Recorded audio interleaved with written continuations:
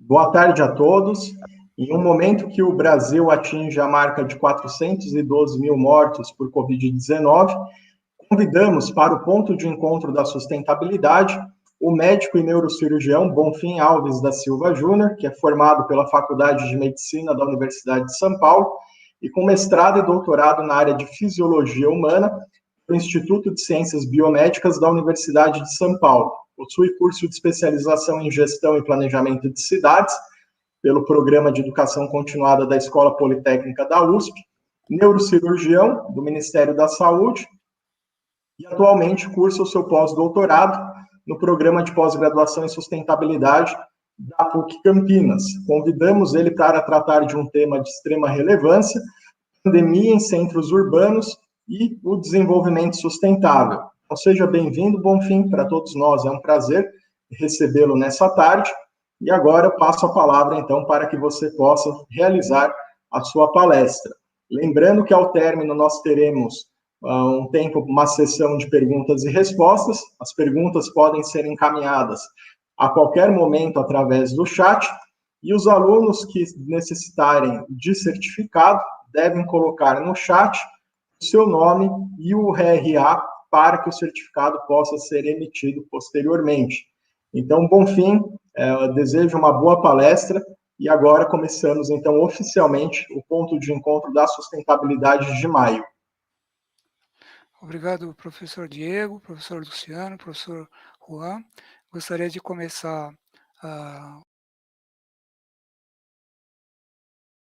bastante ilustrativo sobre a pandemia e sobre uma revisão histórica que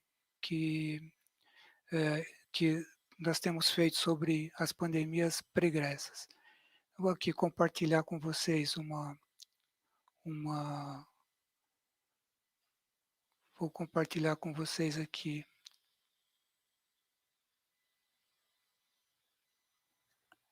correto aí? Então, gostaria de saber se está correta a apresentação. O professor Bonfim, não está na tela a apresentação. Não está? Não está, não consta. Minutinho só. Entrar ali no share.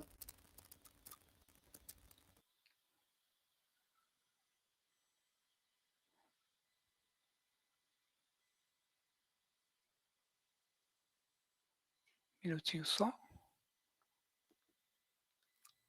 Estamos aqui no share, na janela. Explorador de arquivos.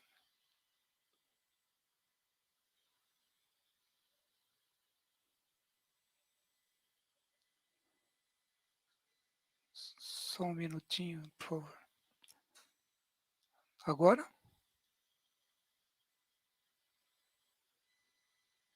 Compartilhando?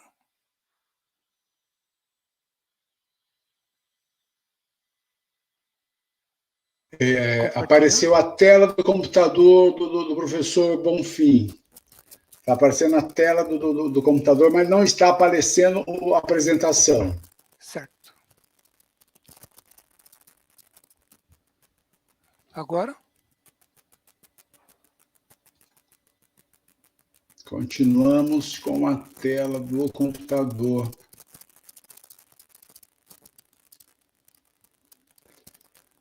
Continuamos a tela do computador. Um minutinho só. É só abrir o arquivo. Aparecendo a tela do computador, é só abrir o arquivo que ele já vai subir. Apareceu aquela tela. Seleciona a apresentação em PowerPoint. Sim, sim.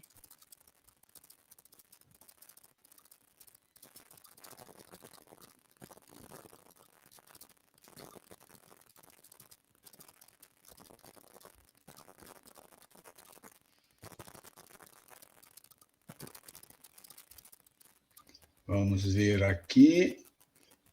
Opa, o que houve aqui?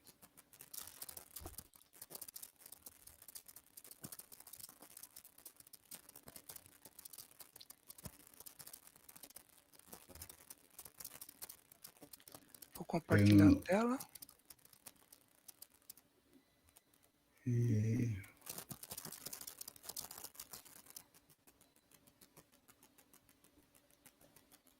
Nós não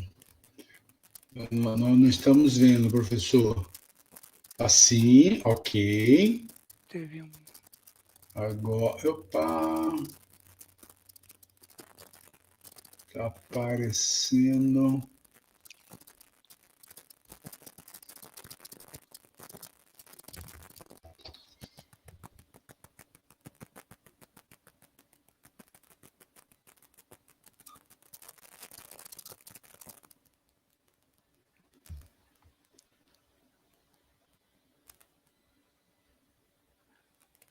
Nosso teste tinha dado certinho, né?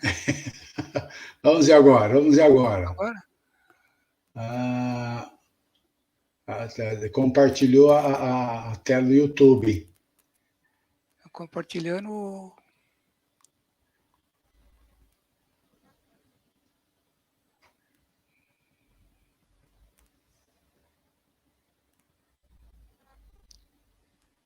Vou parar de novo aqui, vou stop o screen, vou share screen.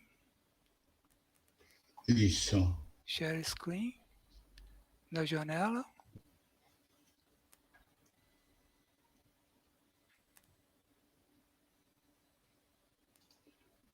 Isso, perfeito. Tá bom. Então eu vou colocar na tela inteira. Vocês me desculpem o problema, mas é assim, ó, na verdade são vários painéis e como hoje a informação é uma coisa que você consegue em qualquer lugar, mas a qualidade da informação ela é muito importante para você saber da fidedignidade da informação. Eu tomei cuidado de em cada um dos painéis colocar referência bibliográfica embaixo. Então, só lembrando que em 2000 foram feitas as metas do milênio, em que você, pela Organização Mundial de Saúde, em que você teria em até 2020 de rever critérios para diminuir a mortalidade infantil e melhorar a qualidade de vida das pessoas no mundo. O resultado foi muito bom e em 2014, mais ou menos, a Organização Mundial de Saúde ampliou o projeto e para os Objetivos do Desenvolvimento Sustentável, com uma leitura primeira na agenda de 2030.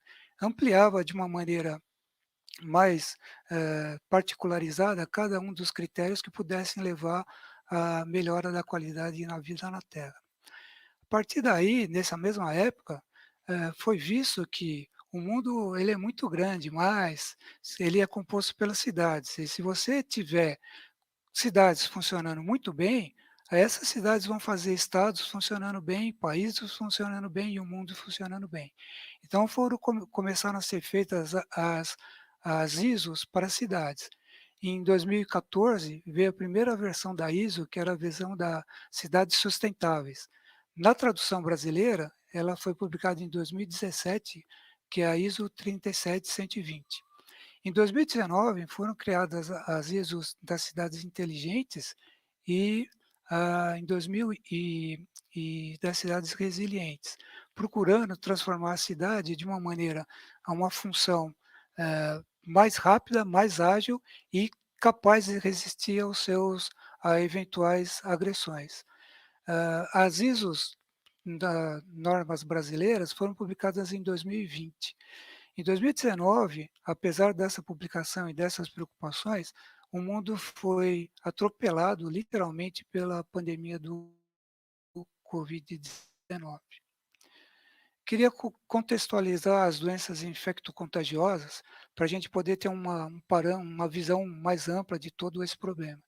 Então, Louis Pasteur, ele foi o primeiro pesquisador que colocou fim à lei da geração espontânea de bactérias, porque até o começo do século XIX se imaginava que a bactéria poderia surgir de um lixo, de alguma coisa do nada. Ele mostrou que não existe geração espontânea de bactérias, uma série de exercícios de laboratório muito elegantes, ele mostrou que isso não era possível. Ele foi responsável pela técnica de pasteurização, inventando um método para identificar bactérias que azedavam o vinho de produtores da região de Lille.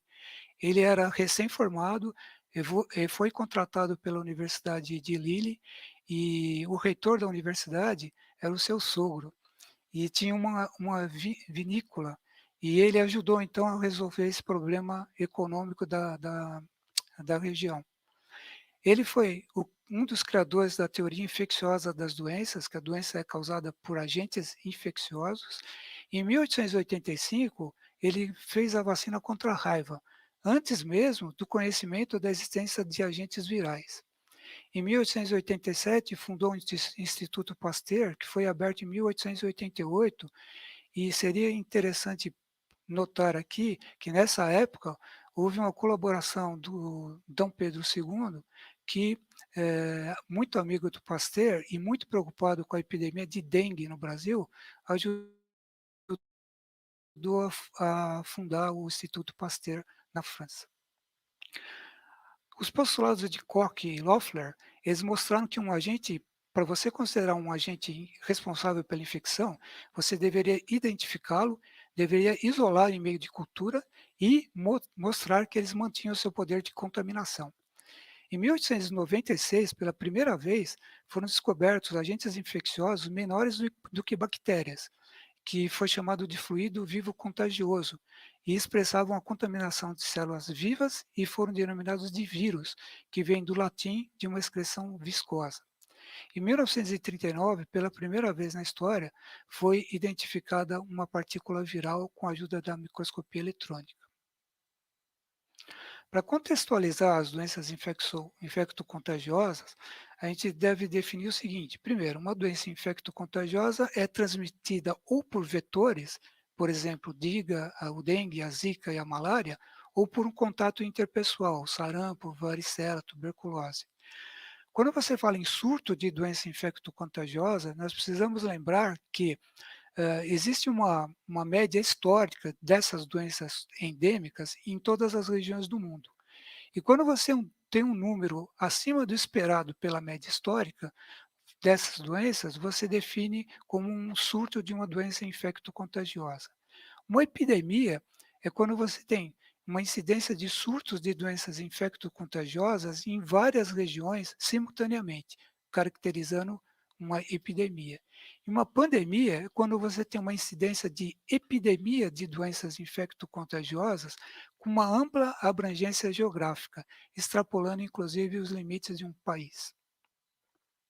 As doenças endêmicas, elas têm muito de proteção da materna. Então, quando durante a gestação, a mãe passa para a prole alguns anticorpos que protegem transitoriamente contra algumas doenças endêmicas e prevalentes nos meios onde a pessoa vive. E algumas doenças não têm transferência passiva de imunidade. Logo depois, a criança começa a se tornar suscetível às infecções e ela pode ser exposta à infecção. Nessa situação, você, usando os mecanismos de vacinação, você consegue proteger a criança e o ser humano de doenças que poderiam levar à morte. Numa situação muito simples, os serviços de saúde, eles procuram identificar no meio quais são as pessoas suscetíveis e quais são as pessoas infectadas por determinada doença. E a partir daí, o que é possível você ser imunizado e caracterizar as pessoas que foram recuperadas das doenças.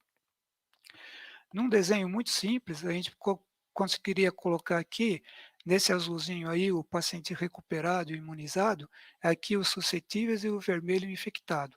Numa situação de contaminação na população, a gente teria um cenário mais ou menos desse tipo. Quando você tem um número de pacientes recuperados ou imunizados maior do que o grupo de pacientes infectados, você forma como se fosse uma barreira em volta desses infectados, impedindo a contaminação dos suscetíveis. E é aí que você chama de uma imunidade coletiva.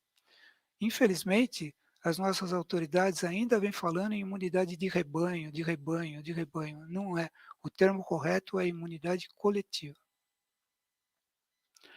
Quando você tem uma doença que está erradicada ou uma doença desconhecida, você tem toda a população suscetível a um paciente infectado.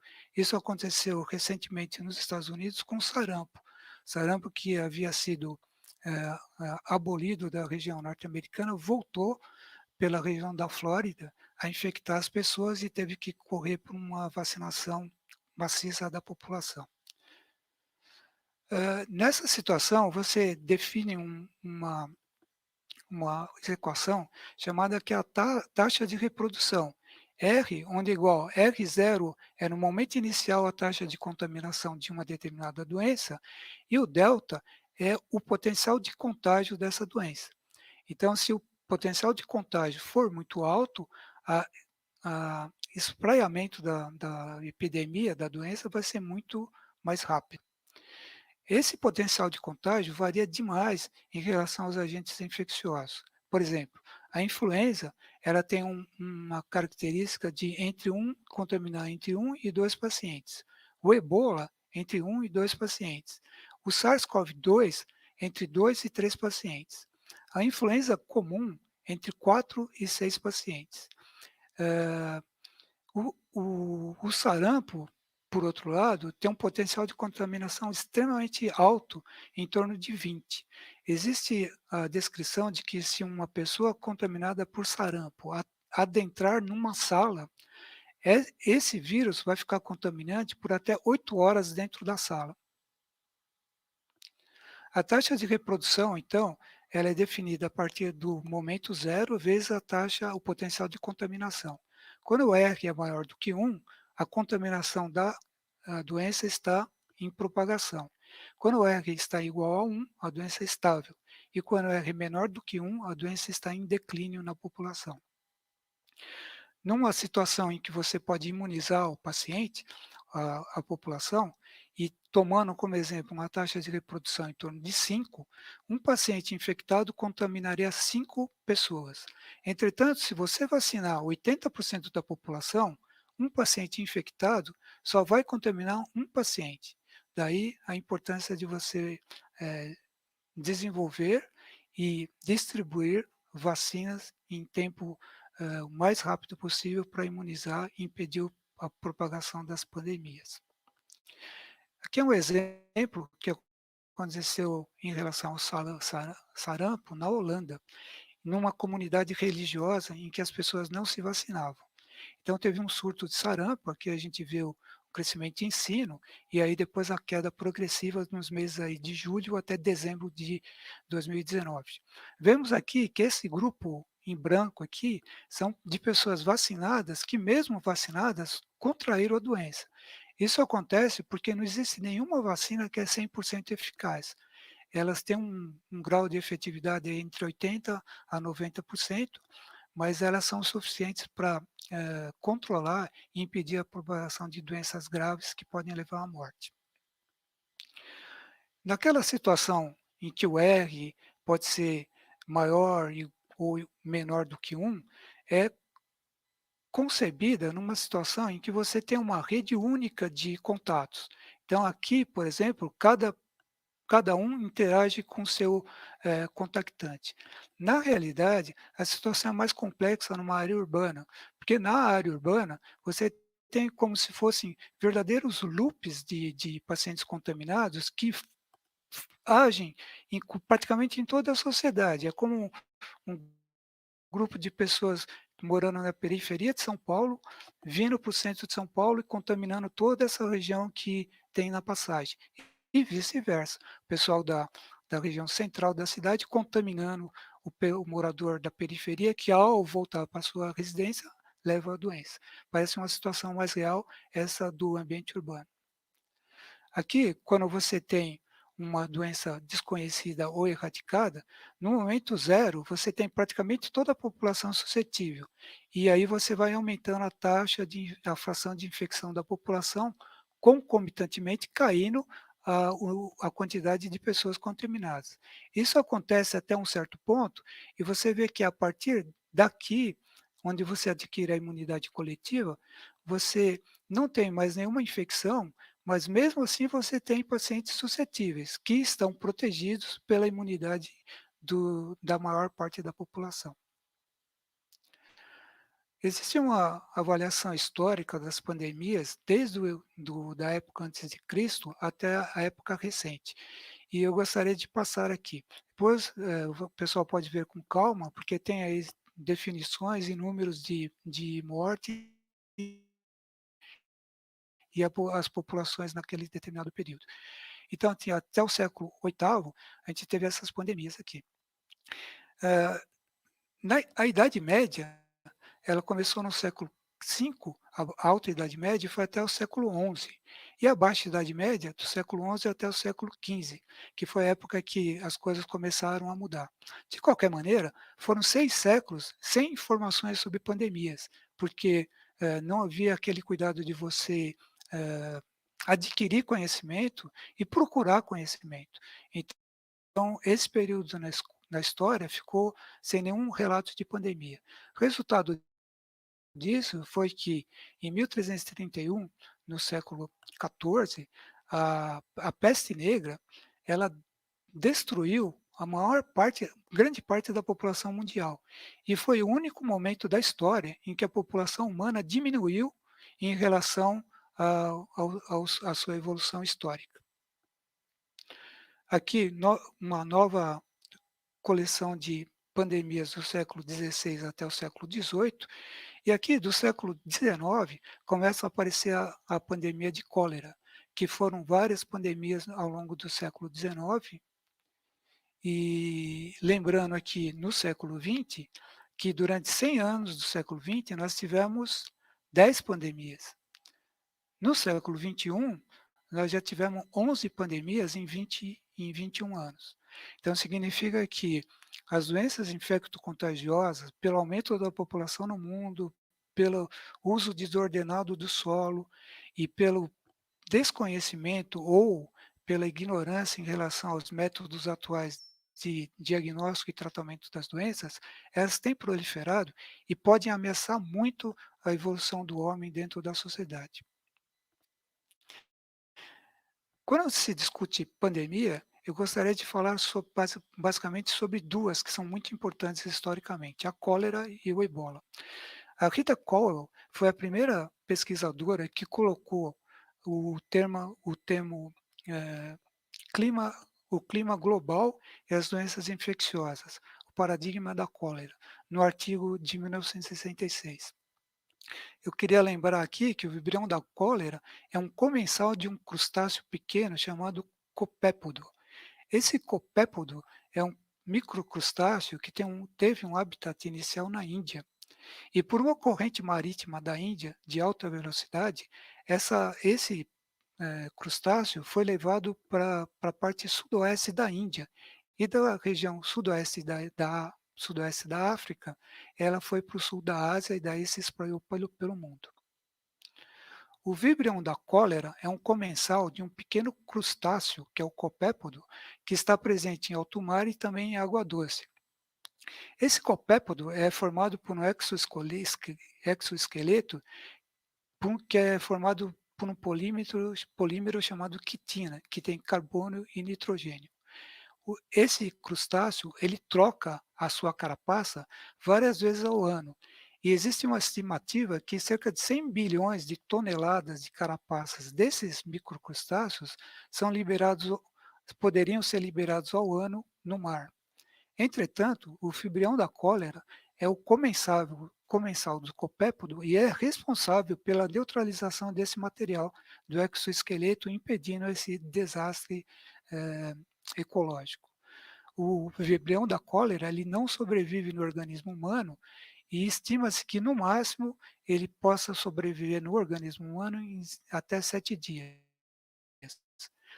Nesse período, ou o paciente vai a óbito ou o paciente se cura. O fibrião da cólera é estacionário e ele só é mobilizado através desse microcrustáceo que é o copépodo. Aqui, para lembrar que as correntes marítimas começaram a ser muito estudadas naquela época das grandes navegações, o que desenvolveu muito o tráfego, o trânsito de navios comerciais ou não comerciais por todo o mundo. Aqui nesse pequeno slide aqui, só lembrando aqui essa corrente das agulhas, que é uma segunda corrente mais rápida do mundo. A corrente marítima mais rápida do mundo foi descoberta recentemente pela NASA e é uma corrente sob a Antártida. Ela é embaixo do gelo. A cólera tem uma longa trajetória, a sua história. Né? Entre o século XVIII e XIX, ela começou a afligir os seres humanos. E com o aumento expressivo das navegações marítimas, ela se transformou numa pandemia. Em 1832, a pandemia da cólera deixou em Paris mais de 7 mil mortos. Os franceses estavam atemorizados com o relato de sepultamento de pessoas ainda vivas. Isso acontecia porque a cólera, ao transformar o paciente, atingir o paciente, ele transforma o paciente transforma num estado extremamente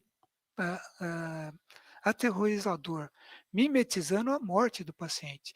Existia essa dúvida se as pessoas não estavam enterrando pacientes ainda vivos com a cólera. Por isso, nessa época, os médicos começaram a definir os critérios objetivos para o diagnóstico de morte do organismo. O governo de Paris, o governo francês, em 1832, proibiu a divulgação do número de óbitos de cólera na cidade de Paris, para tentar diminuir o terror que a doença vinha causando.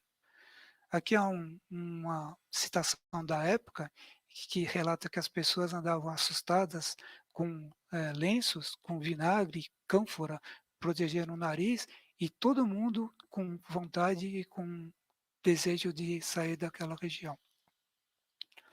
Em Londres, no segundo quarto do século XIX, fizemos um recorte do momento histórico daquela época. A classe econômica em Londres estava em ascensão e, nessa época, começou a instalação de sanitários com flush de água para escoamento de dejetos despejados diretamente no rio Tâmisa. A teoria vigente na época era a teoria do miasma e que existiria contaminação por mau odores, levando às doenças infecto-contagiosas, inclusive a cólera. Os jornais da época estimavam com orgulho a quantidade de dejetos liberados no rio Tâmisa e ressaltavam o valor e a segurança que isso oferecia à população. Pensava-se que a cólera persistia porque não haviam sanitários modernos em número suficiente na região.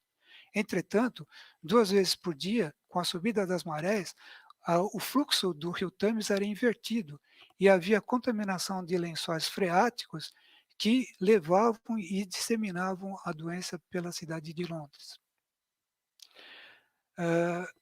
No segundo quarto do século XIX, como nós havíamos falado, várias ondas de imigração abandonando a Europa se dirigiram à América do Norte. Uma situação importante foi que o pessoal de Paris ia para Quebec e Montreal. No verão de 1832, em 11 dias, aconteceram 3 mil mortes pela cólera na cidade de Quebec e Montreal.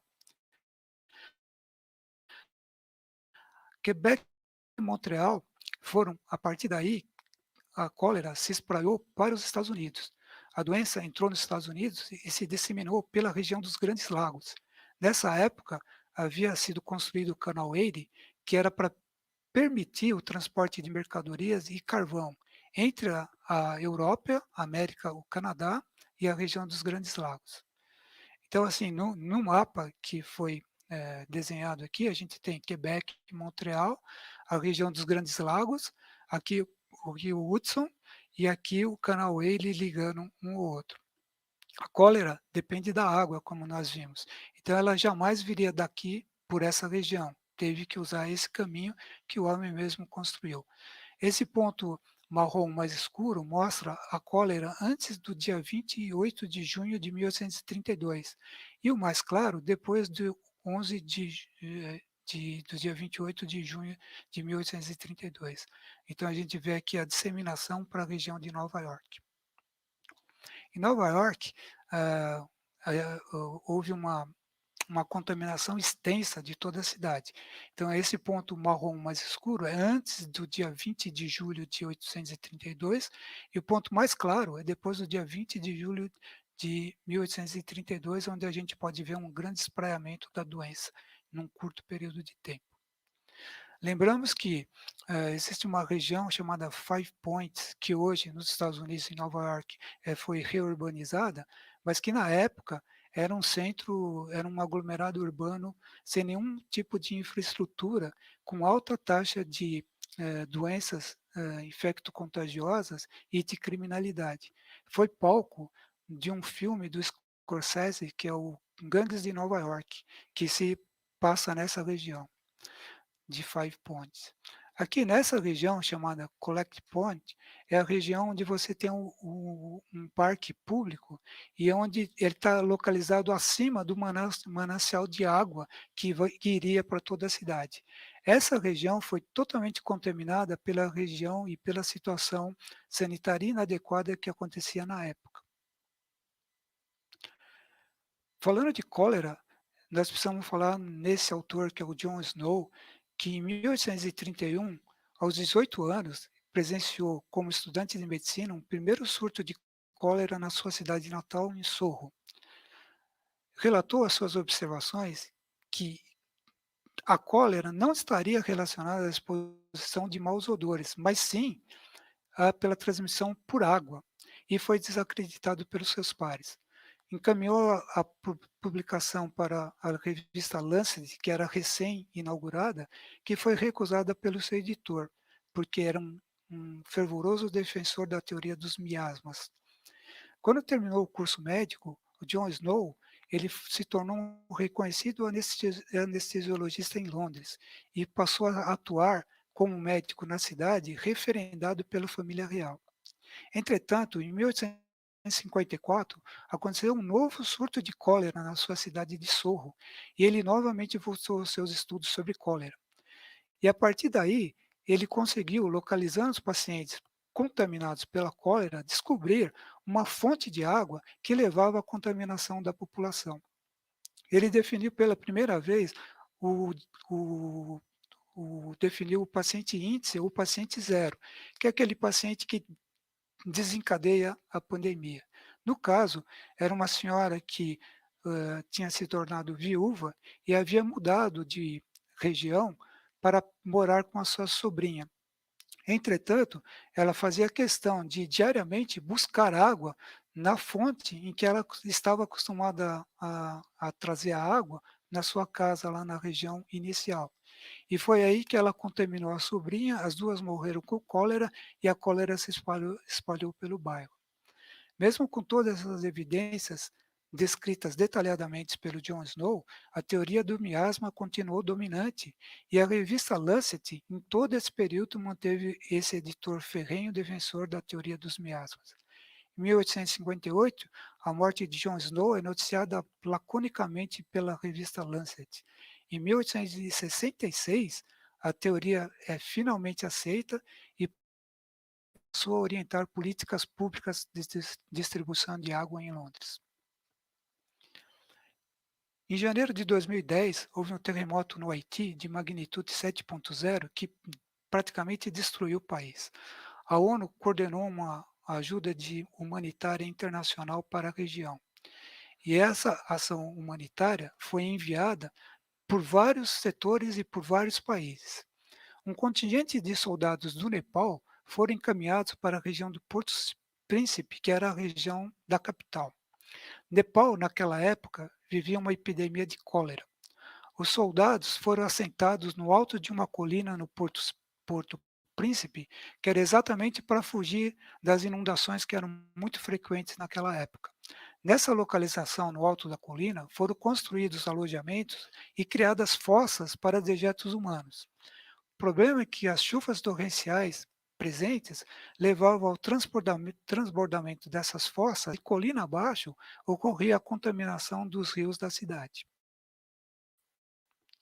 Resultado é que aqui a gente tem um mapa de Porto Príncipe em 2010 e 2014. A região, o marronzinho mais claro, é de outubro a dezembro de 2010 e janeiro de 2011 a 2014 é o marrom mais escuro. Então a gente vê que no primeiro momento houve uma pandemia pegando praticamente toda a região e essa doença ficou endêmica, porque até 2014 você ainda tem focos de contaminação em toda a região. A cólera, na atualidade, de acordo com a Organização Mundial de Saúde, todos os anos apresenta de 1,4 a 4,3 milhões de casos no mundo e de 28 a 142 mil mortes no mundo devido à doença. Esses números eles são assustadores por vários motivos, mas um deles é a ampla gama de variação. 1,4 a 4,3 milhões, 28 mil a 142 mil mortes, mostrando que faltam dados confiáveis quando você fala em saúde, quando você fala em doença, quando você fala em morte por determinada doença. O ebola é uma outra situação que nos ensinou muito sobre as pandemias. Até 2014, foram identificados 21 surtos de ebola na África. A maior parte desses surtos eram em cidades com população até 400 mil habitantes. Os dois maiores surtos até 2014, um aconteceu em 1995, em Kikwit, na República Democrática do Congo, que tinha uma população de 400 mil pessoas. E o outro surto, numa população grande, foi em Gulu, em Uganda, no ano 2000, uma população de 100 mil pessoas. Em 2011, foi publicado um artigo científico que classificava o ebola como um problema menor de saúde pública na África, porque seriam coisas localizadas e, portanto, surtos da doença. Entretanto, no começo dos anos 90, começou uma guerra entre a Serra Leoa e a Libéria, e começou a haver uma fuga em massa dos habitantes das duas cidades para regiões não habitadas, no caso, regiões de floresta. A gente tem um mapa aqui, o ebola, só para dar um painel da situação, é o seguinte, geralmente ele é passado para o ser humano através de morcegos que se alimentam de frutas. Esses morcegos, eles têm um comportamento muito estranho, porque normalmente eles pegam a fruta, eles mordem a fruta e desprezam a fruta. E essa fruta que é mordida e muitas vezes contaminada, ela é utilizada por outros animais e inclusive pelo homem, que pode começar o ciclo de contaminação de toda a doença. Só um parênteses aqui, os morcegos, eles são representantes dos mamíferos, são praticamente onipresentes em todo o mundo. Estima-se que são 5 mil espécies de mamíferos. Dessas 5 mil espécies, 20% são morcegos. Aqui em 1975, aquela região que a gente conversou aqui da parte mais ocidental aqui da África, Serra Leoa, Guiné, Libéria e Costa do Marfim.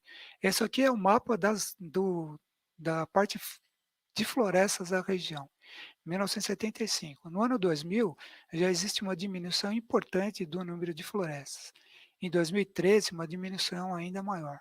Se a gente colocar isso lado a lado, a gente consegue ter uma visão um pouquinho maior do desmatamento que está quantificado aqui nesse gráfico aqui, que eu reproduzi no maior tamanho aqui. Ou seja, da floresta original, hoje, nós só temos 10%, perdemos 90% da floresta natural dessa região aí, que pega Guiné, Serra Leoa, Libéria, Costa do Marfim. Numa visão um pouquinho mais detalhada da região, a gente consegue mapear aqui essas regiões em um gráfico de cores. Quando você coloca essa cor vermelha, você está querendo dizer que essa região é uma floresta doente. O que é uma floresta doente? É uma floresta que foi agredida, ela tende a desaparecer, mas nesse meio tempo você tem vários várias interações dos animais que habitavam aí com os seres humanos, se tornando um verdadeiro com grande potencial de disseminação de doenças epidêmicas. Aqui eu só coloquei para mostrar para vocês como essa situação é extremamente preocupante. Aqui, entre 1990 e 2000, quanto se perdeu de floresta? Eu não vou tomar um cuidado maior aqui, mas só vou mostrar aqui, por exemplo, em Costa do Marfim. Costa do Marfim, em 10 anos, perdeu 265 mil hectares por ano de floresta.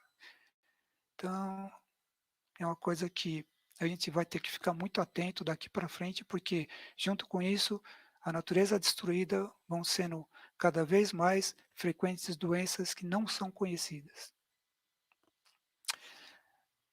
Chegamos no século XXI, o grande desafio dos coronavírus. Em 2002, o SARS-CoV-1 fez a sua aparição. Em 2012, o SARS-MERS apareceu na região do Oriente Médio. E em 2019, o SARS-CoV-2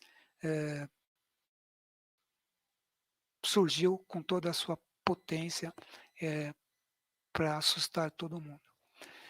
O primeiro coronavírus ele foi identificado em 1966 pela June Almeida, que era uma técnica de laboratório e que, estudando, a pedido do seu professor, a gripe comum no humano, ela identificou um coronavírus que era da ave e que estava relacionado à gripe comum no ser humano, causada por um coronavírus. Em fevereiro de 2013, surgiu o SARS-CoV-1. Em novembro de 2002, a província de Guangzhou chegavam os primeiros casos da síndrome da angústia respiratória aguda no hospital No-Sun Yat-sen Memorial Hospital. Isso foi em novembro de 2002. Em fevereiro de 2003, o Dr. L, que é o Dr. Liu, ele é considerado aqui o paciente zero.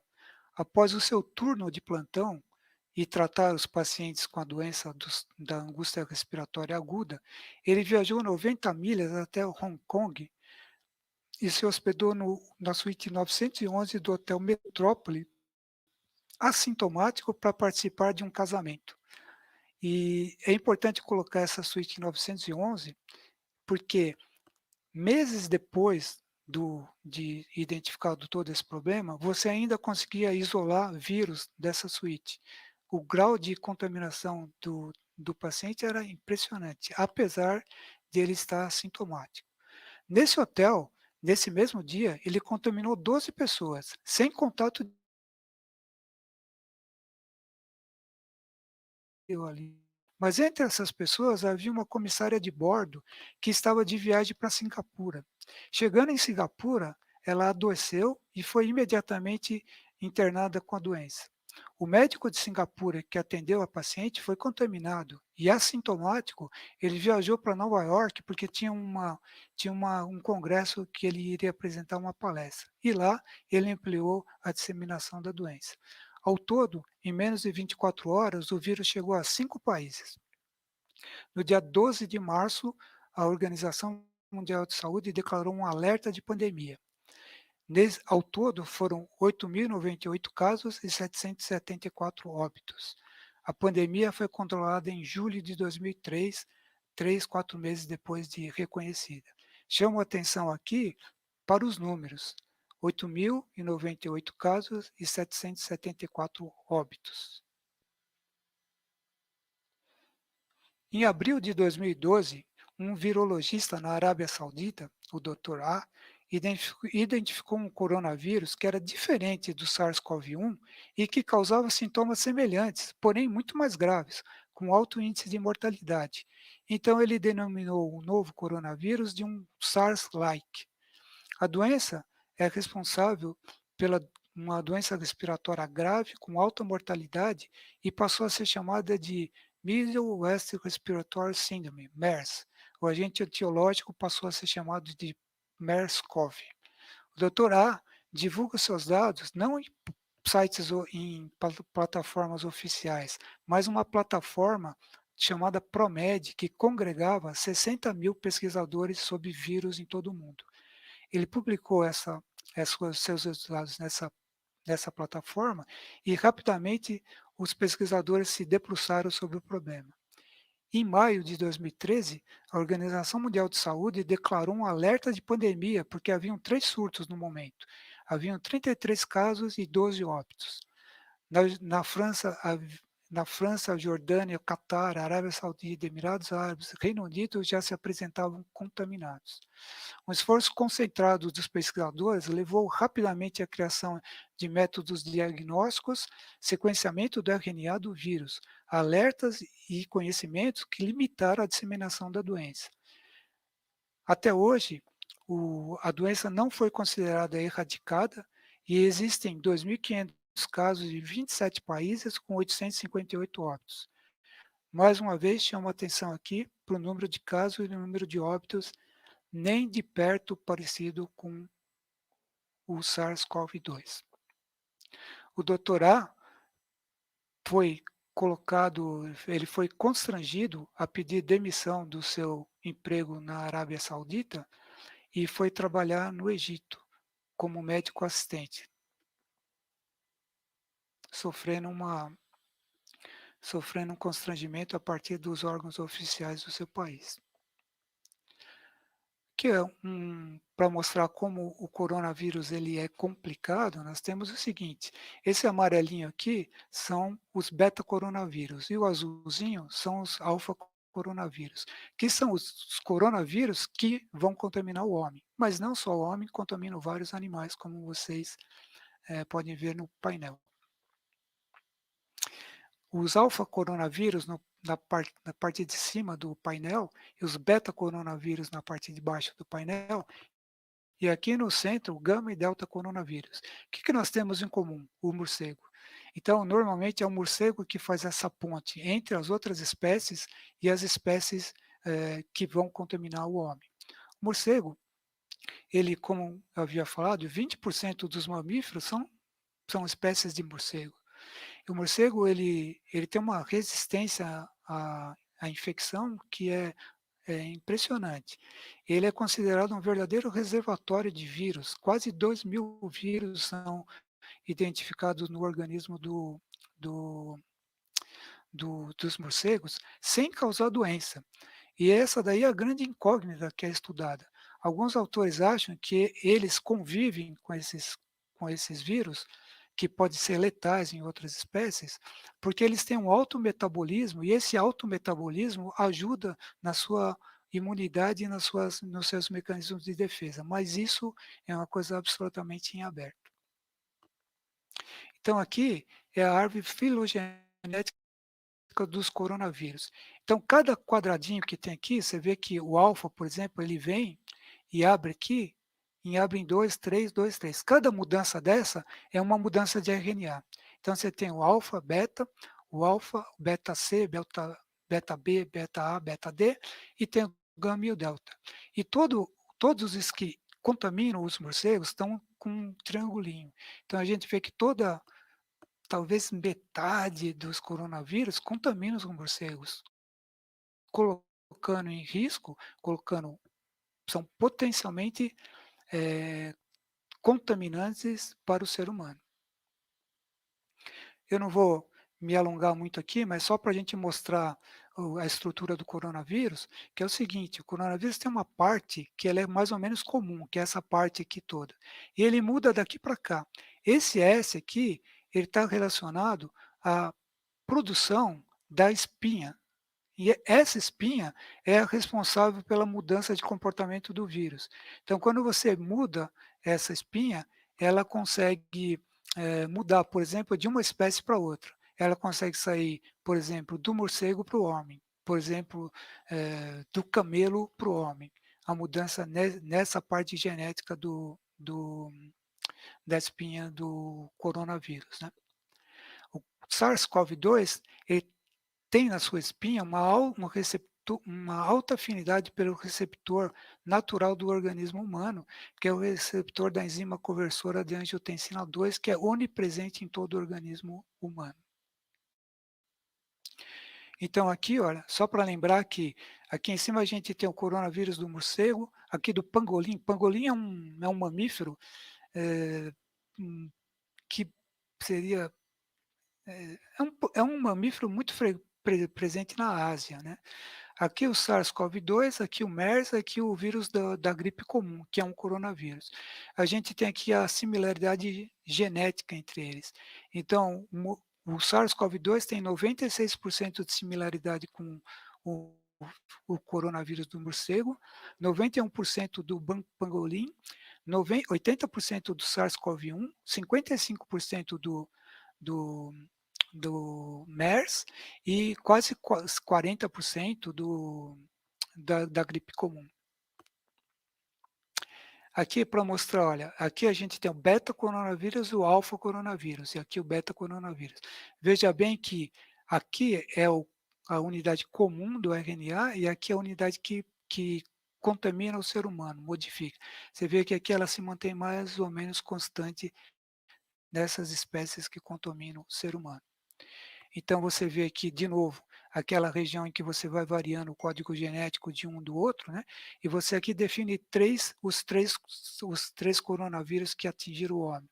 O SARS-CoV-1, o MERS e o SARS-CoV-2. Você vê que aqui o SARS-CoV-2 ele tem uma ampla gama de atuação, tanto em relação aos morcegos que são os hospedeiros, até as vias de entrada e contaminação do ser humano, mudando bem o padrão do 2002, 2012, 2019.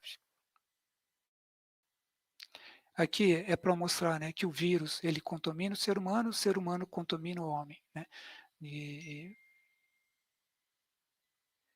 com esses hospedeiros intermediários aqui, que pode ser cobra, tartaruga, pode ser pangolim, mas ainda está em aberto também, você está estudando isso com uma grande intensidade. Aqui é só um mapeamento genético desses vírus, né? Mostrando que aqui todos esses vírus ou são do morcego ou são do homem. Você praticamente, o vermelho é a similaridade, são praticamente iguais. Tem uma ou outra variação aqui tem uma ou outra variação aqui da parte genética, mas eles são praticamente idênticos. Coloquei esse painel aqui para mostrar o grau de contaminação que é capaz o SARS-CoV-2. Por exemplo, aqui são o número de células normais do organismo humano. 10 a 11 pneumócitos tipo 1 tipo 2, 10 a 10 macrófagos, 10 a 9 células mucosas. São o número de células normais, né? Aqui você vê o grau de contaminação que você consegue por SWAB. Então você vê na nasofaringe, um paciente contaminado tem até 10 a 9 vírus por SWAB. 10 a 8ª na orofaringe, vírus por SWAB. Nas fezes, até 10 a 8ª vírus por SWAB. E no catarro, até 10 a 11 até vírus por SWAB, mostrando o impressionante grau de contaminação que esse vírus é capaz. Os primeiros casos na Europa do SARS-CoV-2, ele foi identificado na Alemanha. Então foi assim, que é o tal do paciente zero, né? Então teve um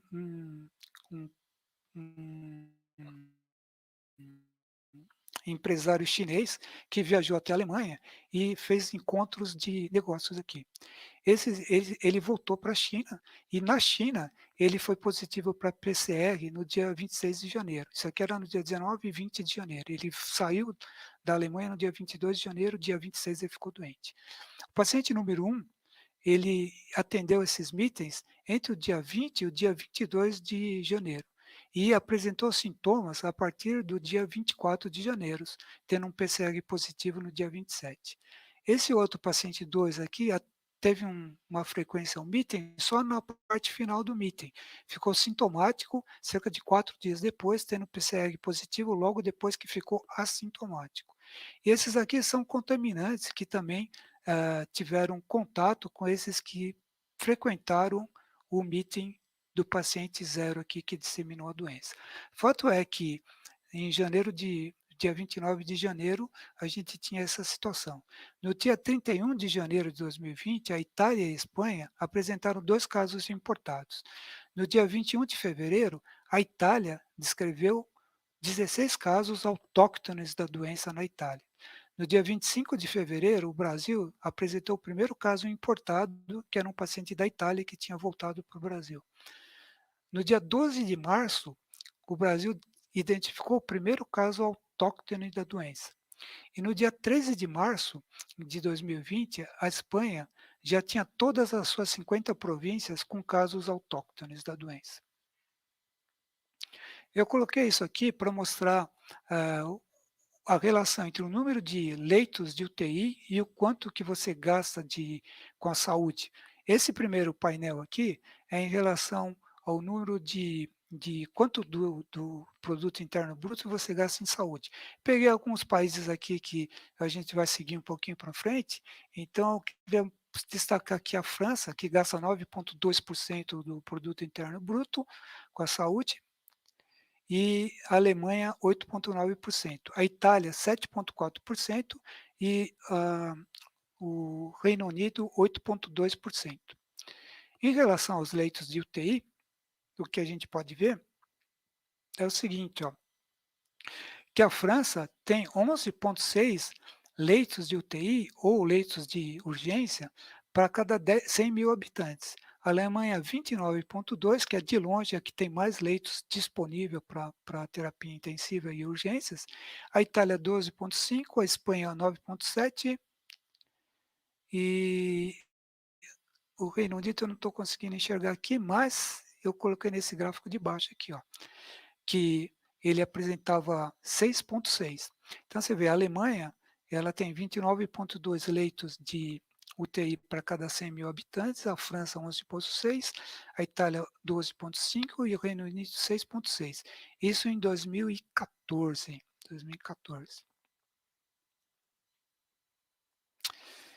Fazendo um gráfico mais geral aqui, a gente vê o seguinte, ó, nessa parte aqui que você tem os 2 dígitos, número de leitos por 100 mil habitantes, leitos de UTI por 100 mil habitantes, essa primeira coluna a gente tem 2 dígitos e na coluna do lado a gente já tem um dígito só.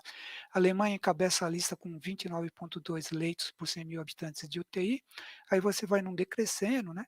A Suíça tem 11 leitos de UTI por 100 mil habitantes, e aí começa a cair vertiginosamente até que chega em Portugal aqui, que tem 4,2 leitos de UTI para cada 100 mil habitantes, mostrando que, diante de uma pandemia, realmente a Europa não estava preparada para o grande desafio. Aqui é um gráfico em que você coloca, você tem aqui, é um gráfico de regressão, né? Mostra o número de o número de leitos e pelo quanto que você gasta, o número de leitos de UTI por 100 mil habitantes, pelo quanto que você gasta em saúde do produto interno bruto. Então a gente vê que na parte de cima, a gente tem os países Alemanha, Áustria, Lituânia, Luxemburgo, România, mas aqui para baixo a gente já tem países como a Grécia, Portugal, Holanda, Dinamarca, essa situação. E aqui a gente tem o número de leitos de terapia intensiva corrigido para o tamanho da população, o que não muda muito o gráfico, o padrão é mais ou menos o mesmo. Aqui você tem a média, daqui para cima você tem aqueles países que a gente já citou, Luxemburgo, Alemanha, Áustria, e aqui para baixo a gente tem a Alemanha, a Holanda, Grécia, Portugal, Espanha. Interessante observar, se você comparar os leitos de terapia intensiva no mundo com a cidade do Rio de Janeiro e do Brasil, a gente tem uma coisa desse tipo aqui, ó. O Rio de Janeiro bate o número de leitos de todo mundo. Então, o Rio de Janeiro tinha, nessa época, 2012, mais ou menos, que era a época do MERS, então você tinha isso aqui, ó, você tinha quase 39 leitos por 100 mil habitantes de UTI. A Alemanha caía aqui, ó, 29, os Estados Unidos caía aqui, 20 leitos. O Canadá caía aqui, o Brasil como um todo caía aqui. Mas muito melhor ainda, a rede pública SUS do Rio de Janeiro, mais leitos de UTI do que a Espanha, o Reino Unido e Trinidad e Tobago, mostrando que realmente a Espanha, a Europa, a União Europeia não estava preparada para o grande desafio. No Rio de Janeiro, só para fazer um recorte aqui, a gente tem a rede privada e tem a rede pública. É claro que a rede privada ela é a que fornece o maior número de leitos de UTI. Aqui vem uma discussão de como você manipular uma pandemia como a que nós vivemos. Porque num primeiro momento, todo mundo lembra da criação de hospitais de campanha, leitos UTIs improvisados. Isso talvez não tivesse sido necessário, porque você tem um volume, tem uma quantidade de leitos que se você conseguir trabalhar de uma maneira inteligente, você conseguiria fazer dar o atendimento a todas as pessoas, talvez num custo menor do que você construir um hospital de campanha, por exemplo. Aqui, para mostrar o número total de leitos e os leitos de UTI por 100 mil habitantes. Então, a gente vê aqui que a maior parte do... Aqui é o total de leitos, né? Então, você vê que a gente tem um número de leitos suficiente e poderia ser trabalhado de uma maneira mais objetiva e menos passional. Isso daqui foi tirado da Oxford, que vem fazendo um mapeamento diário, pegando a média de 7 dias do número de casos novos de Covid-19 no mundo todo e o número de mortes. Então, isso aqui é do dia 13 de maio, vai até o dia 13 de maio. E isso aqui é a média de 7 dias, né? Então, eu peguei alguns países, a Itália, o Reino Unido, a Alemanha, o Brasil, esse verde mais verde mesmo é o Brasil, né? O verde um pouquinho mais apagado é a Alemanha, Estados Unidos o marrom e a Índia em roxo, né? Então, a gente tem esse padrão aqui, ó, esse padrão que mostra que o Brasil ele vem mantendo um índice de diagnóstico mais ou menos constante. Teve um aumento aqui um pouquinho, mas a gente deve lembrar que o diagnóstico aqui no Brasil não está sendo feito de uma maneira tão eficiente, que talvez possa ser encontrado em outros países.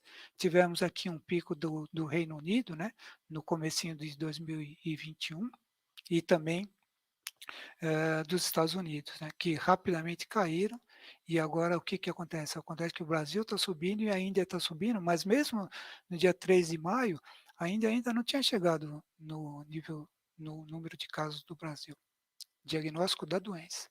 Se você pegar o número de mortes, também são os mesmos países, a gente vê aqui que teve uma variação ampla nessa apresentação. O Brasil vem aqui nessa faixa aqui, só que aqui teve um pico do comecinho de fim de março, comecinho de maio, e aqui parece que começou a cair o número de mortalidades, mas está muito acima dos outros países. A Itália teve um primeiro momento muito ruim, o Reino Unido um primeiro momento muito ruim, mas que depois eles tiveram estabilizada, depois veio aqui a tal da segunda onda, que foi terrível também, e aqui foi diminuindo. A nossa esperança é que isso que a gente está vivendo no Brasil hoje seja essa segunda onda que infelizmente que felizmente foi um pouquinho mais plana aqui nesse momento. Um dado interessante é você olhar o número a mortalidade da doença. Então, nesse gráfico, você tem o número de mortes pelo número de casos, que mais ou menos significa a, a que significa o número de mortes. Você vê que isso aqui se concentra muito na fase inicial da doença. Por quê? Porque era uma doença desconhecida, você estava aprendendo a lidar com ela. Você vê que a partir de novembro a coisa estabilizou e mais ou menos a mortalidade vem se mantendo mais ou menos igual. Queria passar aqui só para lembrar, a partir de 2019 a gente ficou meio isolado do mundo, então aqui é só para lembrar o mundo, né? Rússia, China, Índia, só para lembrar como é. E aqui mostra como é a resposta pública à saúde em relação a políticas públicas, né? Isso foi em 15 de abril de 2020, você vê que aqui é um gráfico de cor, quanto mais escuro, mais eficiente é a resposta pública. Você vê, o Brasil teve uma resposta pequena, a China tem uma resposta maior, a Rússia também. 15 de abril. 15 de setembro não se alterou no Brasil, mas se alterou nos Estados Unidos, se alterou nos outros países. Em relação à parte econômica, um padrão de cor azul, você vê que o Brasil prontamente reagiu, né, com manobras econômicas, Estados Unidos e os outros países, que foram amenizadas a partir de setembro. aqui eu queria mostrar só o problema do isolamento social. No dia 10 de março, a Itália sempre foi resistente ao isolamento social, mas no dia 10 de março foi decretado o isolamento social. Então aqui a gente tem um gráfico de algumas províncias da Itália, e aqui esse cinza aqui é o tempo zero, aqui é o valor de reprodução, que é o 1, e aqui você tem 3 períodos diferentes, 10 de março, 18 de março, 25 de março, e aqui uma média de abril e maio. Então você vê que o isolamento social ele funciona bastante, né? Porque aqui quando você faz isolamento social, rapidamente o R começa a diminuir, e já aqui no dia 25 de março, 15 dias depois do isolamento social, você já teve uma estabilização do quadro na maior parte dos países. Esse gráfico ele apresenta aqui, ó, no dia 25 de março, você já tem um R menor do que 1, ou seja, a doença parou de evoluir. Só lembrar aqui que o crescimento da população mundial, em 1800, foi atingido o primeiro bilhão de habitantes. Só que no ano 2000, em 200 anos, nós crescemos 1 bilhão de pessoas a cada 40 anos. De 2000 até 2012, crescemos mais 1 bilhão de pessoas. Em 12 anos, 1 bilhão de pessoas. Nós temos esse gráfico aqui, que é o crescimento da população em relação aos anos, né, da história. Então, você vê, o primeiro bilhão, 1800, demorou 123 anos para chegar no segundo bilhão, o terceiro, 33 anos, no quarto, 15 anos, e aqui são estimativas que em 2054 vão ser 26 anos para atingir o 9º bilhão de habitantes. As doenças de notificação compulsória, a Organização Mundial de Saúde diz que o país deve orientar e avisar que existe uma doença que pode fugir dos seus limites em até 24 horas. Isso foi uma regulamentação em 2007. Mas em 2013, a Organização Mundial de Saúde tinha 193 países e só 80 tinham recursos para fazer esse tipo de afirmação.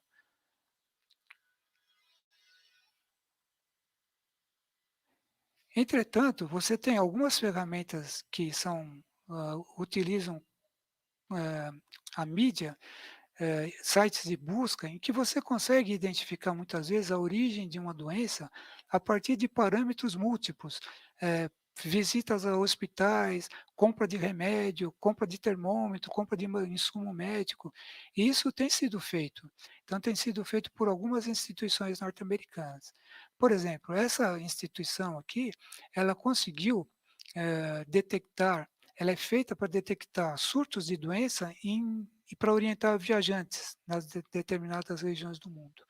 Essa instituição conseguiu detectar a pandemia de ebola na África 9 dias antes da Organização Mundial de Saúde. E essa organização aqui, ela conseguiu detectar o surto de cólera no Haiti semanas antes da Organização Mundial de Saúde. Aqui, só para lembrar como que a navegação está onipresente em todo o mundo, levando, muitas vezes, podendo levar doenças de um lugar para o outro. Aqui mostra a contaminação que essas próprias navegações têm feito, né? Que é a quantidade de plástico nas costas marítimas, né? Então, você vê que a maior parte dessa contaminação por plástico, ela vem a partir dos rios, né? Então, você vê que esse rio da China é o primeiro, é o mais importante para causar a contaminação de plástico. Mas a Amazônia está ranqueando aqui no 5º lugar, né? A Amazônia passando pelo Brasil, Peru, Colômbia e Equador. A companhia aérea também é aquela velha situação, o mundo todo interligado, a gente já mostrou que em 24 horas um vírus pode se espalhar em todo o planeta. A sustentabilidade e a vida urbana. Primeiro, as impressões, evitar o crescimento desordenado das cidades, revitalizar os aglomerados urbanos existentes, racionalizar serviços de fornecimento de água e descarte de resíduos, criar centros de controle utilizando ferramentas modernas de inteligência artificial, como a gente acabou de citar. Investir nos instrumentos de aprendizado artificial voltados à gestão de cidades. Integrar centros urbanos distintos com hubs eficientes para serviços de saúde, educação e segurança. Promover a qualquer custo saúde e educação para todos. Incentivar políticas públicas a ensinar, orientar, agradecer, ao invés das atuais políticas de buscam constranger, fiscalizar e punir. A cidade que queremos, uma cidade sustentável, inteligente, resiliente, integrada aos seus pares, mas que não ameace a vida no planeta.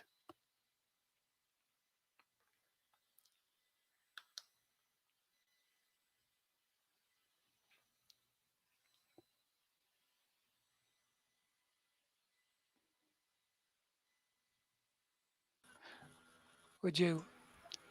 Muito obrigado, Bonfim. Foi, assim, muito esclarecedor. Acho que são vários pontos que nós temos aqui para discussão. Uma palestra extremamente técnica, apoiada na literatura, na história. Eu estava até comentando aqui o quanto que o Bonfim é uma enciclopédia, porque foi uma aula ambiental, foi uma aula de saúde pública e, ao mesmo tempo, aqui uma aula de história.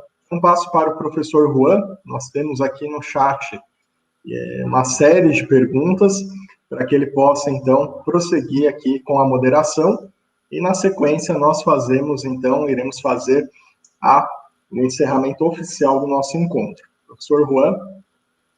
Muito obrigado, professor Diego. Parabéns, professor Bonfim. Excelente apresentação, excelente aula, na verdade, né? Muito didática, detalhada e com esse respeito de apresentar as fontes. Excelente.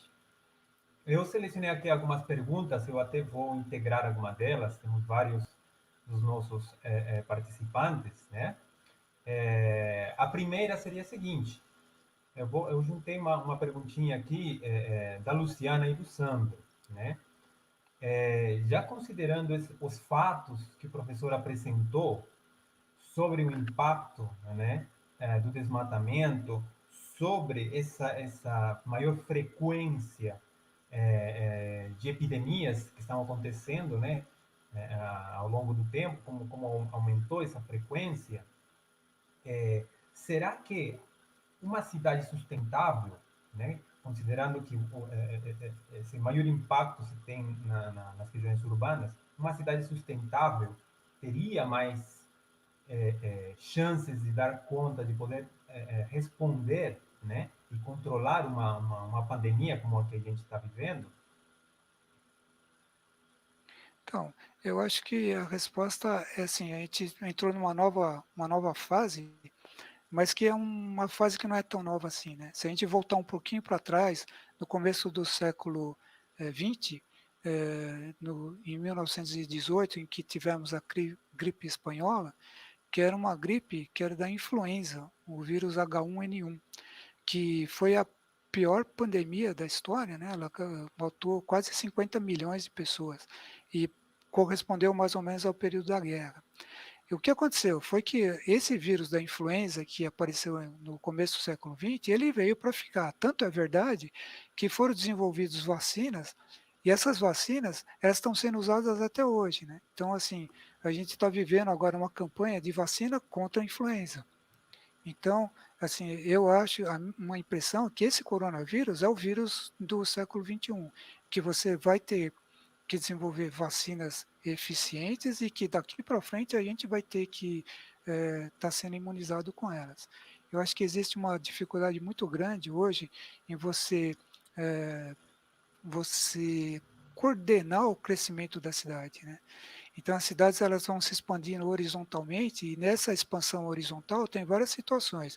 Ou você já tem núcleos urbanos muito próximos e aí você vai virando metrópoles e cada vez uma metrópole maior, junto de uma mega metrópole, uma mega região metropolitana. Ou você está fazendo isso por uma região que era inabitada, onde você tem uma mata, onde você tem natureza. E isso sim pode ser muito ruim, né? Então, acho que essa política atual e essa visão atual de você fazer o adensamento das cidades é a situação melhor. O problema é que o adensamento da cidade ele tem que estar acompanhado de um sistema de vigilância de doença muito eficiente, porque aquela história, se você pega uma cidade que tem um aeroporto internacional e você não tem um sistema de vigilância adequada, você pode, em menos de 12 horas, jogar uma determinada doença em outro continente, né? Então, não sei se vocês viram hoje, mas no finzinho da manhã, a chanceler da Alemanha e junto com o presidente da Organização Mundial de Saúde criaram um setor que é exatamente aquele que a gente havia discutido, usando inteligência artificial, você tentar identificar antes da pandemia. Se você tem uma região que está consumindo muita medicação para um determinado tipo de doença, está tendo muita procura ao médico por determinado tipo de sintoma, você já pode abrir um alerta aí e procurar se não é alguma coisa nova que está em jogo. Eu acho que é mais ou menos por aí. Muito bem, excelente, professor. De repente, agora eu vou pegar a pergunta do professor Cândido, trazendo um pouquinho mais agora para o nosso caso, para o caso brasileiro, né? Em um contexto, né, que a gente está vivenciando com corte de recursos, desmonte do sistema de atenção primária, saúde, né, e também essa questão da destruição do meio ambiente, que o professor apresentou muito bem, essa relação, né, que se tem com o surgimento de epidemias, seria possível, então, afirmar que hoje o Brasil não se encontraria preparado para enfrentar essa atual crise, provavelmente futuras crises, mantendo esse contexto? Então, o Brasil ele é muito heterogêneo. Então, você tem, por exemplo, cidades como São Paulo, que a resposta é sim, e estávamos preparados. Rio de Janeiro, sim, estavam preparados. Você tem outras cidades que não, né? O problema todo que eu acho que aconteceu foi uma visão passional da doença. Então, assim, claro que é uma coisa muito que agride muito as pessoas, agride a cidade, interfere demais com a sua vida e de repente você perdeu o foco, né? Então você, como eu coloquei o exemplo do Rio de Janeiro para não tocar em São Paulo, mas se você pega São Paulo está numa situação de recursos hospitalares e leitos muito melhor que a do Rio de Janeiro. O problema é você usar de uma maneira coerente diante de uma situação que não é usual, claro, né? Então, assim, é uma situação de pandemia. Pandemia é uma guerra. Você tem que usar todos os recursos que você tem. Então, você tem, por exemplo, a maior parte dos leitos em hospitais privados, sem nenhuma sombra de dúvida. O problema é que a maior parte desses hospitais privados tem um selo de benemerência. E com isso, eles têm uma série de benesses em relação à isenção de impostos, facilitação na importação de equipamentos, etc. Então, tudo bem, isso é ótimo. Só que tem uma hora que você precisa dar a contrapartida, né? E essa contrapartida, eu não vou citar nenhuma instituição, mas eu acho que só uma delas deu de uma maneira eficiente, as outras não. Então, assim, eu achei que São Paulo, num primeiro momento, saiu construindo hospital de campanha, né? Eles fizeram um hospital de campanha no Pacaembu, que é a região que tem o maior número de leitos hospitalares por pessoa, por 100 mil pessoas. Aí, e ato contínuo fizeram no Anhembi, que é a 2 quilômetros do Pacaembu. Então, assim, é uma coisa que foi um custo excessivo, e eu acho que podia ter sido utilizado de uma maneira mais eficiente. Por exemplo, ao invés de você construir estruturas hospitalares que você já poderia negociar de uma maneira diferente com as entidades privadas, você poderia conseguir kits de detecção do vírus, para você fazer o mapeamento de quantas pessoas estão infectadas, aonde que essa pessoa está infectada, qual pessoa que eu vou ter que isolar, né?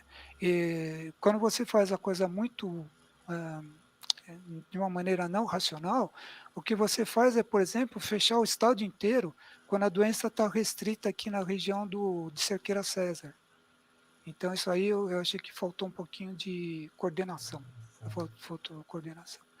Por exemplo, mesmo é um tema polêmico, mas eu não vou aqui criar nenhuma polêmica, só vou colocar uma questão para se pensar em relação ao auxílio emergencial das pessoas.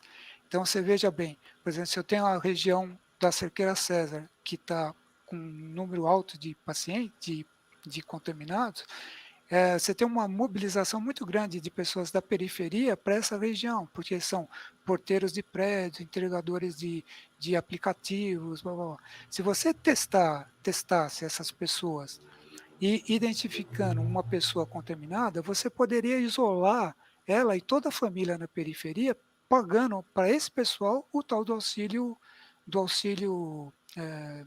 financeiro, né? Sem fazer uma coisa indiscriminada, você sendo um focal. Você vai ficar 15 dias sem trabalhar, daqui você vai se sustentar com isso. Mas eu, assim, não sei nem se é um erro, mas eu acho que foi uma coisa muito inesperada que ninguém estava preparado, né? E o que a gente espera é aprender a lição e a partir daqui, se acontecer uma próxima vez, a gente agir de uma maneira menos passional e mais racional. Excelente. Muito bom, professor. Temos mais uma pergunta da Luciana. Nesse contexto, né, de futuras pandemias e nesse contexto do impacto que tem as atividades econômicas, principalmente aquelas, né, que poluem mais, né, que desmatam, uma estratégia seria que recomenda e que coloca como questão, Luciana, uma estratégia interessante seria taxar essas empresas, mas que essa verba pudesse ser direcionada, né, para a saúde pública, justamente para preparar o país para, né, futuras epidemias? Eu acho que sim. Eu coloco muita importância na, na, na inteligência artificial. O problema da inteligência artificial é em que você meio que vai tirando ou vai diminuindo muito a importância da decisão humana para você tomar decisões. Claro que a decisão vem aí com o aprendizado artificial, que vai demorar um tempinho ainda para a gente chegar, mas você vê, né? A inteligência artificial ela está baseada em dados. E o problema nosso é qualidade de dados, né? Então, se você tiver, primeiro, um sistema que os dados sejam confiáveis, e aí sim você poderia desenvolver um modelo em que você consegue antever o problema e não deixa ele acontecer. Que eu acho que toda a situação é exatamente essa, é você antever o problema e não deixar o problema acontecer. Por exemplo, quando eu citei essa história do SARS-CoV-1, que eles estavam com problema há muito tempo, mas ninguém teve o cuidado de sair do plantão do hospital, tomar um banho e ir para um casamento, né? Então, são coisas que não podem acontecer, sabe? E aí você fala, mas foi um médico que fez isso. Mas fala, como é possível, né? Como é possível você não informar, por exemplo, a Organização Mundial de Saúde que você tem uma doença nova que pode se espalhar para o resto do mundo, né? Como parece que as coisas aconteceram também com o MERS, né? Então, assim, eu acho que está tudo baseado eu acho, inteligência artificial e em crescimento ordenado da cidade. E quando a gente fala crescimento ordenado da cidade, nós também estamos falando num passo anterior, que é controle de natalidade. Por mais polêmico que seja a discussão, né? Eu acho que começa por aí. Perfeito, muito obrigado, professor. E tem mais uma pergunta que agora ela é bem mais pontual, do André Navarro. Apesar de que o professor já apresentou, né, e citou vários trabalhos que foram publicados que mostram ao longo da história essa relação entre desmatamento, aquecimento global e pandemias, o senhor sabe se já tem alguma publicação recente que relaciona também essa questão mais diretamente com a atual pandemia, com a Covid-19? Poderia recomendar? Então, tem um trabalho um grupo da China que eles mostram aquela história do wet market, que é onde você compra animais exóticos para culinária, tudo. E aí o dado dele é bem interessante, porque esse grupo, quando ele vai para a vida selvagem, eles não conseguiram isolar o vírus nos animais coletados na vida selvagem, mas eles conseguiram coletar nos wet market. E aí eles têm uma definição, uma opinião que é bem questionável, mas eles acham que talvez esses animais contaminados do wet market, eles estejam sendo contaminados pelo homem, e não vice-versa. Eles tentam inverter a situação, mas eles agem baseado nessa história de que na vida selvagem eles não encontram os animais infectados pelo SARS-CoV-2, que é o vírus do Covid, né, 19. Então, assim, eu acho que é uma área que você vai ter que aprender muito e você vai ter que liberar muito conhecimento, né? O pessoal está falando em ciência, ciência, ciência, ciência, ciência. Nós não podemos esquecer que hoje os artigos eles estão sendo publicados sem a revisão pelos pares, né? Estão sendo publicados sem peer review. Então, assim, você está lendo muita coisa esquisita na literatura que você não sabe se daqui a 10 anos vão ser publicadas, né? Balizando aí pelo que você lê aqui e ali, vai tentando tirar suas conclusões.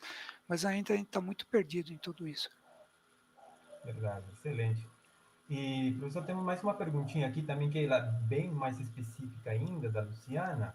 Quando o professor explicou sobre o alto metabolismo dos morcegos, se o senhor pudesse explicar mais um pouquinho sobre esse alto metabolismo, ao que se refere de fato?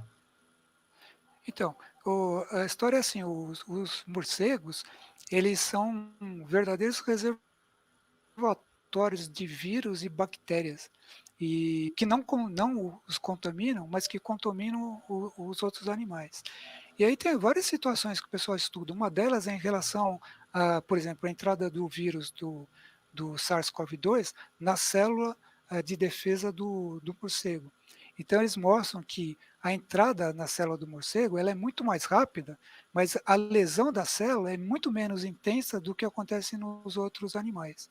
Tem um dos painéis que eu mostrei, está escrito lá que na célula humana, o SARS-CoV-2 ele entra e demora 10 horas para se multiplicar, literalmente explodir a célula e liberar em torno de 1000 vírions.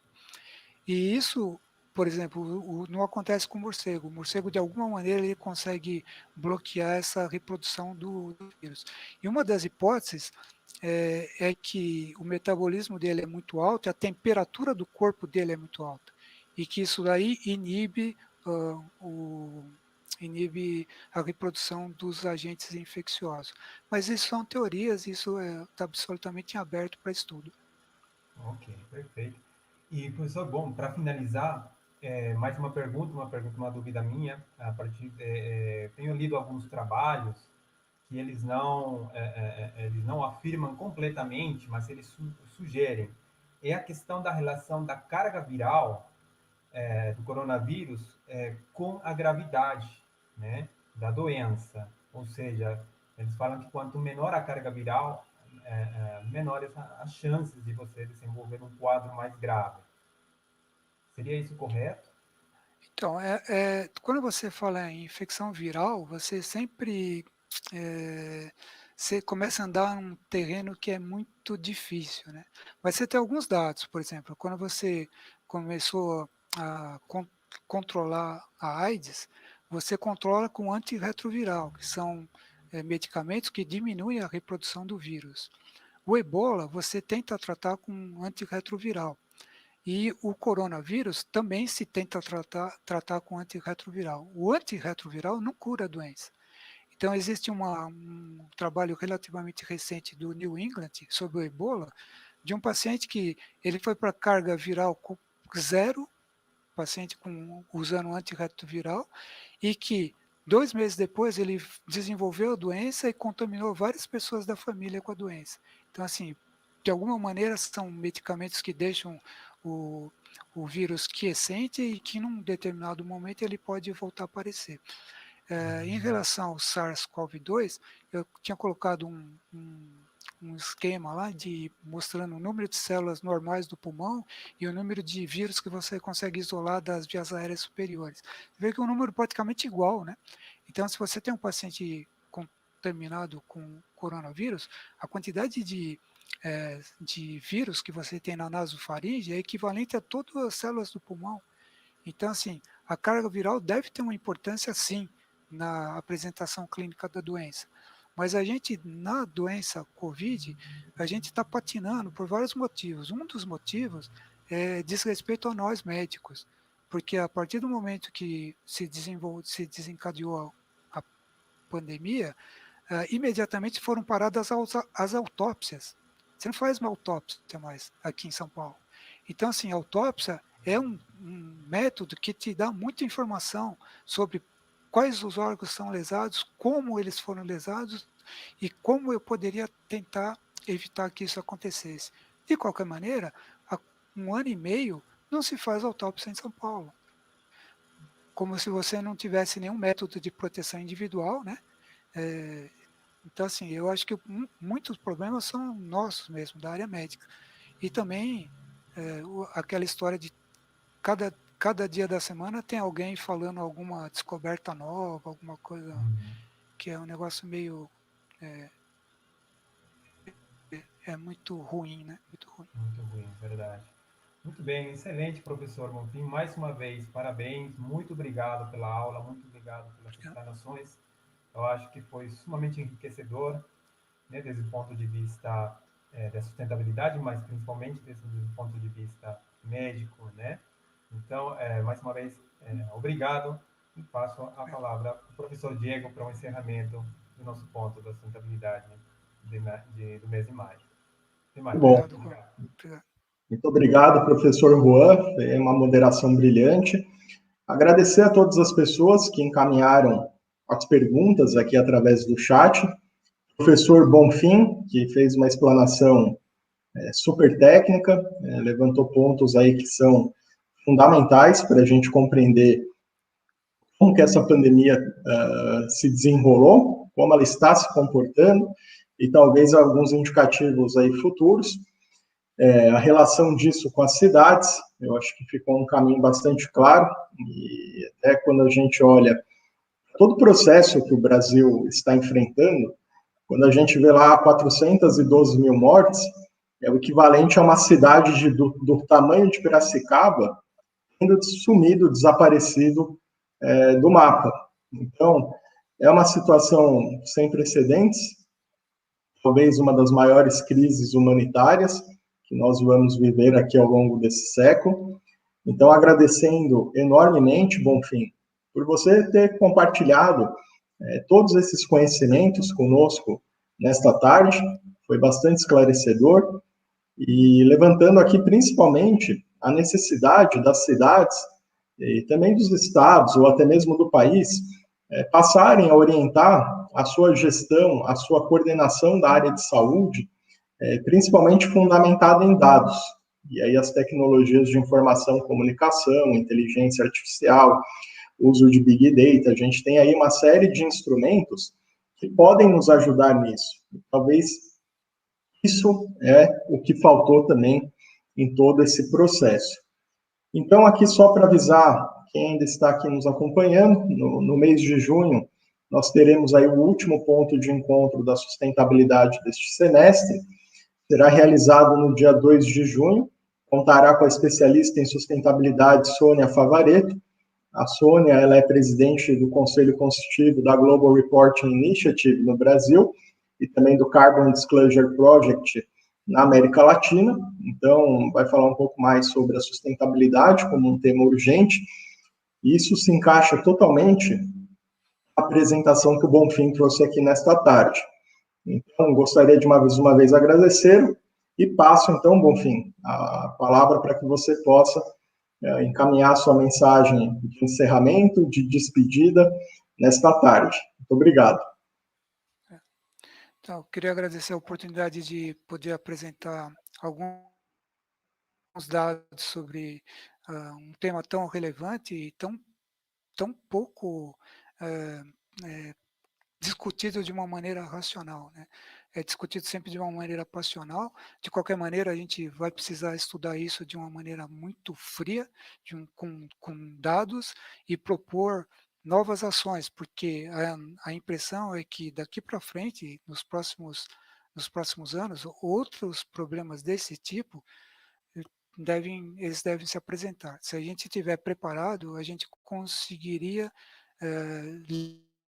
limitar a extensão do dano, né? Que é o objetivo nosso daqui para frente.